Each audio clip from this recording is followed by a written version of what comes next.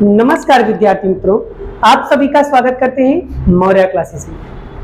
विद्यार्थी मित्रों, आज हम आपको बीए के हमारे कुछ ऐसे टॉपिक्स जो बहुत इंपॉर्टेंट है एग्जाम की दृष्टि से भी और रियल में एग्जाम में बार बार पूछे जाते हैं। तो आज हम ऐसे क्वेश्चन को यूट्यूब पर मैं आपको यहाँ पर फेस टू फेस समझाएंगे और बहुत ही डिटेल में समझाऊंगा और सच में शायद ये क्वेश्चन आपको याद भी हो जाए।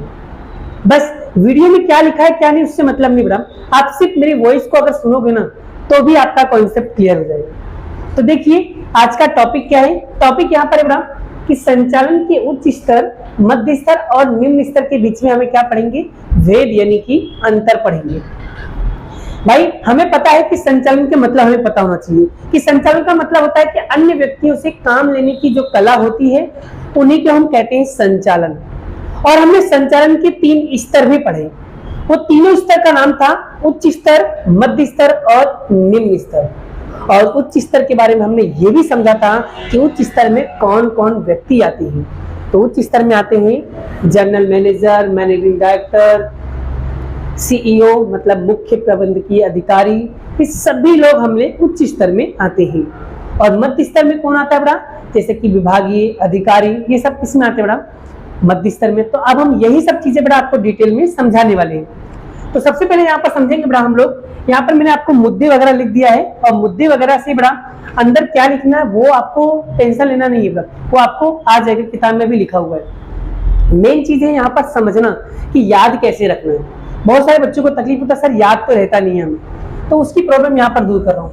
सबसे पहले यहाँ पर पहला पॉइंट आता है बड़ा संचालन और प्रबंध। संचालन और प्रबंध का मतलब क्या होता है कि भाई संचालन का मतलब होता है संचालन कौन कर सकता है, कंपनी का मालिक। ठीक है, कंपनी का मालिक मतलब जो व्यक्ति संचालन कर रहा है। जैसे कि अगर उच्च स्तर में बात करूं तो उच्च स्तर में हमेशा टॉप लेवल की मैनेजमेंट होती है, तो वहां पर संचालन सबसे अधिक होता है।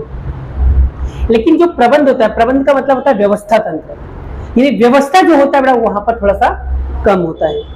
लेकिन अगर बात करूं मध्य स्तर में संचालन का जो प्रमाण होता है वो थोड़ा सा कम होता है, लेकिन प्रमाण का जो काम होता है बड़ा वो थोड़ा सा अधिक होता है। लेकिन अगर बात करूं निम्न स्तर में तो निम्न स्तर में सबसे कम होता है संचालन रहा, वहां पर संचालन की जरूरत भी नहीं पड़ती है। ठीक है, वहां तो मोटिवेशन, मार्गदर्शन की जरूरत पड़ती है। यानी प्रबंध का जो काम होता है वो सबसे क्या होता है, सबसे अधिक होता है। क्या होता है, सबसे अधिक होता है। आई होप आपको ये पहला ही पॉइंट बहुत अच्छी तरीके से समझ में आ गया होगा। अब हम बात करते हैं दूसरा कि भाई उच्च स्तर में कौन कौन से व्यक्तियों का समावेश होता है। तो अगर मैं बात करूं उच्च स्तर में कौन कौन से व्यक्तियों का समावेश होता है तो उसमें बड़ा सबसे पहले नीति का निर्माण करने के लिए जैसे कि general manager, managing director, CEO, इन सभी का समावेश किसके अंदर होता है, उच्च स्तर के अंदर होता है। और अगर आपसे पूछा जाए कि मध्य स्तर में किसका किसका समावेश होता है तो मध्य स्तर में आप लोग बोलोगे विभाग के विभागीय अधिकारी का समावेश होता है। जैसे कि उत्पादन विभागीय, विक्रय विभागीय, क्रय विभाग, ये सभी की जो अलग अलग विभागीय अधिकारी होते हैं ना उनका समावेश बेटा मध्य स्तर में होता है। यहाँ तक तो क्लियर हो गया। अब बात करूं निम्न स्तर में तो निम्न स्तर में कौन कौन होता है बेटा, जैसे कि निरीक्षक, जोबर, फोरमैन, श्रमिक, ये सभी लोग किसके अंदर आते हैं बेटा, निम्न स्तर में, क्योंकि उनका काम क्या होता है, सिर्फ मजदूरी वर्क करना। ठीक है, वो आदेशों का पालन करते हैं और पालन के अनुसार कैसे कार्य करना है उसके बारे में यहाँ पर ये करते हैं। तो ये कौन करते हैं, निम्न स्तर वाले। आई होप आपको ये भी पता चल गया होगा कि उच्च स्तर, निम्न स्तर, मध्य स्तर में किसका किसका समावेश होता है। फिर से बता दे रहा हूँ, उच्च स्तर में बड़ा general manager, managing director, board of director, फिर उसके बाद सीईओ, मुख्य प्रबंधकीय अधिकारियों का समावेश उच्च स्तर में होता है।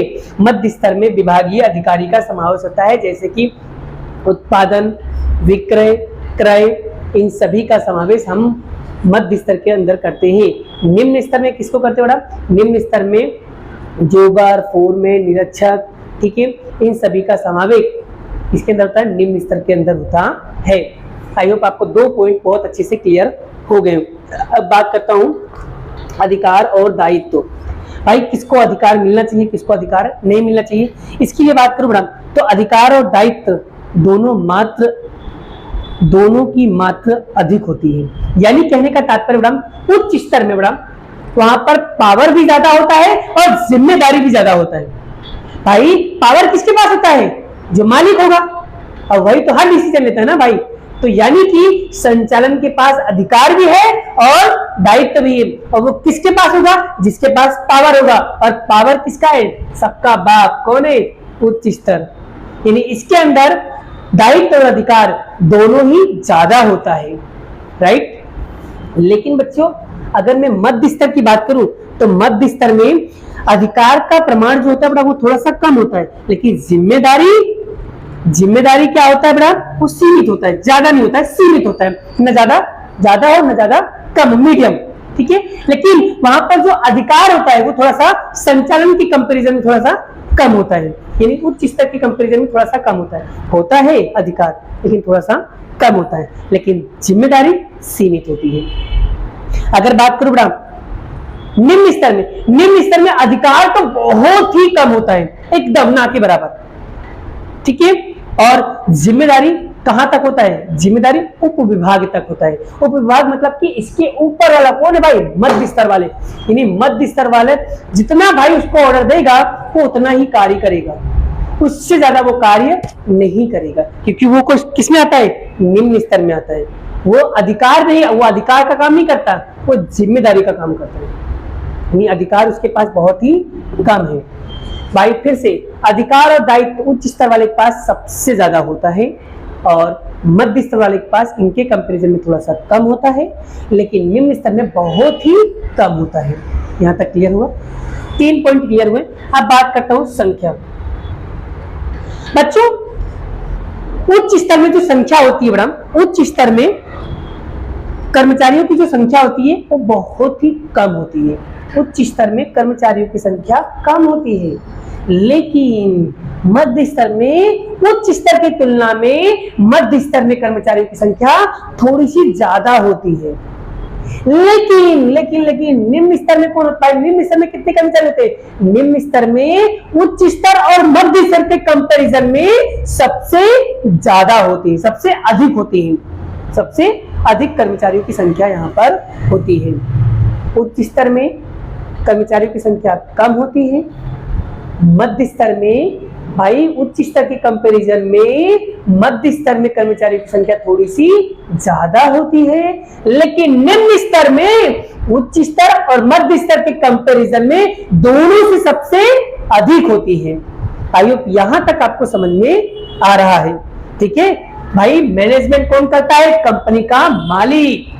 और भाई इसको मध्य स्तर को समझ लो कि कंपनी में रहे हुए सीईओ को बात कर रहा हूं। जैसे कि सपोज मान लो उन्होंने रख दिया, मैनेजर को रख दिया, तो वो क्या करता है? व्यवस्था करता है भाई, मैनेजमेंट करता है। और मैनेजर ही क्या करता है? सब काम को करवाता है। समझ आ गया? एक एग्जांपल लेता हूं आपको, होटल की बात कर रहा हूं। होटल का मालिक कोई और होगा, उसके अंदर मैनेजर कोई और होगा, काम करने वाले व्यक्ति कोई और होगा। अब बात करता हूं उच्च स्तर पे कौन आएगा, मध्य स्तर पे कौन आएगा, निम्न स्तर पे कौन आएगा? उच्च स्तर पे मालिक आएगा, मध्य स्तर पे मैनेजर आएगा और निम्न स्तर पे वहां पर प्यून, काम करने वाले वर्कर्स, ठीक है, वहां पर काम करने वाले कर्मचारी होंगे, राइट। तीनों का क्लियर हो गया भाई कि कौन टॉप पर आएगा, कौन मिडल में आएगा और कौन बॉटम में आएगा। यहां तक क्लियर? संख्या क्लियर होगी। अब हम पढ़ेंगे योग्यता। भाई जब कोई व्यक्ति किसी बिजनेस को स्टार्ट करता है ना, सर्वग्राही कुशलता होना चाहिए, संपूर्ण नॉलेज होना चाहिए उसके पास, हर चीजों का नॉलेज होना चाहिए, हर समस्या का समाधान होना चाहिए। यानी कि सर्वग्राही कुशलता किसके पास होना चाहिए? उच्च स्तर वाले के पास होना चाहिए। और मध्य स्तर वाले के पास कौन सा ज्ञान होना चाहिए? तो उनके पास कौन सी योग्यता होनी चाहिए? विशिष्ट प्रकार की योग्यता होना चाहिए, मतलब पार्टिकुलर किसी एक चीज में वो माहिर अति हासिल होना चाहिए। जैसे कि बात करूं, अगर वो होटल मैनेजमेंट में गया है तो होटल मैनेजमेंट का कोर्स एकदम परफेक्ट आना चाहिए। अगर वो टीचिंग लाइन में है तो जो सब्जेक्ट पढ़ा रहा है उस सब्जेक्ट में वो माहिर होना चाहिए, ठीक है। अगर डॉक्टर लाइन में है तो डॉक्टरी में जिस फील्ड में, सपोज मान लो कौन सी बीमारी का इलाज करता है और जिस बीमारी का इलाज करता है उसमें वो एक्सपर्ट होना चाहिए। मोबाइल बनाता है तो मोबाइल के बारे में उसको ज्यादा नॉलेज होना चाहिए, एक्सपर्ट होना चाहिए, यानी विशिष्ट प्रकार का नॉलेज किसके पास होना चाहिए? मध्य स्तर वाले के पास। और सर निम्न स्तर में, तो निम्न स्तर में कौन सी योग्यता होना चाहिए? निम्न स्तर में अपने विभाग और उप विभाग की जानकारी होनी चाहिए, बस कि भाई हमारे कंपनी में कौन है, क्या है, कैसे है, बस इतनी जानकारी चाहिए, बाकी ज्यादा जानकारी लेने की जरूरत नहीं है। उनको तो सिर्फ क्या करना होता है? काम करना होता है। तो उनको विभाग और उप विभाग जितनी ही जानकारी रखनी होती है। तो निम्न स्तर क्लियर हो गया बड़ा? इन शॉर्ट कहने का तात्पर्य मेरा ये, निम्न स्तर वाले सिर्फ और सिर्फ काम करते हैं, बस उनसे और कोई मतलब नहीं है। अब बात करता हूं लक्ष्य और नीति का निर्माण। ये कैसे करोगे भाई? अगर भाई जिस भी स्तर पे रहते हो भाई, मतलब मान लो उच्च स्तर पे हो, तो कंपनी का मूलभूत लक्ष्य और नीति का निर्माण करना होता है।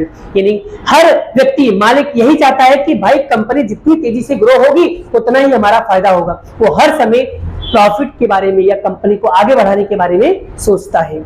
अगर बात करूं मध्य स्तर, तो मध्य स्तर का काम क्या होता है कि भाई उच्च स्तर के द्वारा नीति नियम को अमल में लाना। मतलब भाई अगर मालिक ने कहा है कि कंपनी को आगे ले जाना है तो उनकी बातों को फॉलो करना होगा। वो फॉलो कौन करेगा? वो अमल में कौन लाएगा? मध्य स्तर वाले उसके ऊपर काम करेंगे। नहीं यार, मालिक ने बोला है मतलब काम करना पड़ेगा, ठीक है। और निम्न स्तर में कौन आएगा बेटा? और निम्न स्तर में आएगा कि उच्च स्तर के द्वारा नीति निर्णय का नीति नियम और निर्णयों को क्या करना? अमल में कार्य करना। मतलब भाई मध्य स्तर वाले जो भी डिसीजन लेंगे वो डिसीजन को अमल में उसके अनुसार कार्य कौन करेगा? निम्न स्तर वाले करेंगे। भाई मालिक ने सोचा कि भाई बिजनेस को